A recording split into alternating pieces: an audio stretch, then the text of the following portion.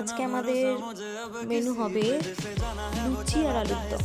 তার জন্য প্রথমে গ্যাস জ্বালানো হলো। শুকনো মশলাগুলো ভেজে নিলাম, আলুটা তারপর আমার বউ কেটে দিল, ময়দায় ময়ান দিয়ে দিল, ময়দা মাখছে চটকে চটকে বেশি জল পড়ে গেছে, যাই হোক টমেটোটাও আমি চালিয়ে দিলাম,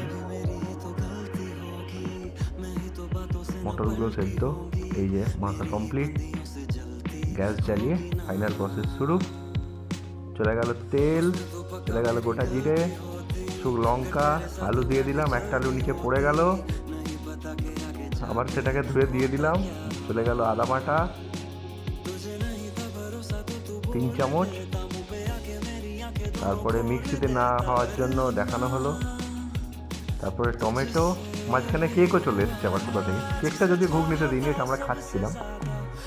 তারপরে গেল গোটা যেগুলো গুঁড়ো মশলা, মাঝখানে সিনেমাও চলছিল, কি দেখছিলাম নিজেরা জানি না, মটর সেদ্ধটা দিয়ে দিলাম, তারপরে ফুটিয়ে নেওয়ার পরেই ঘুগনি হয়ে গেল রেডি।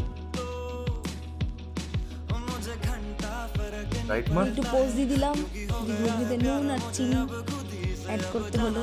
চিনির জন্য একটু মারামারি হবে, এই শুরু হয়েছে মারামারি। চিনি দেওয়া যাবে না, মুঠো মুঠো আমি চিনি খেতে পারি, কিন্তু চিনি তরকারিতে দেওয়া যাবে না।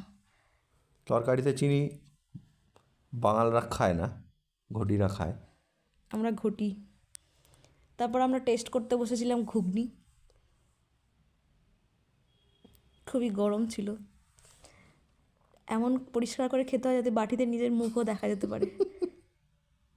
এই যে পরিষ্কার বাটি।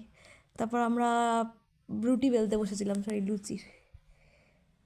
লুচি বেলা যায় না, কি অবস্থা, গোল আর হচ্ছে না লুচি। এই যে লুচি শেপ হয়েছে, পাও। লুচি তার ছাড়তে গিয়ে বাবারে বাবা, এই যে প্রথম লুচি পড়ে গেল, এটা হচ্ছে পরের লুচিগুলো। এইভাবেই লুচির পর্ব শেষ হলো। তারপরে এবার খাওয়া দাওয়া, ঘুগনি উইথ লুচি অ্যান্ড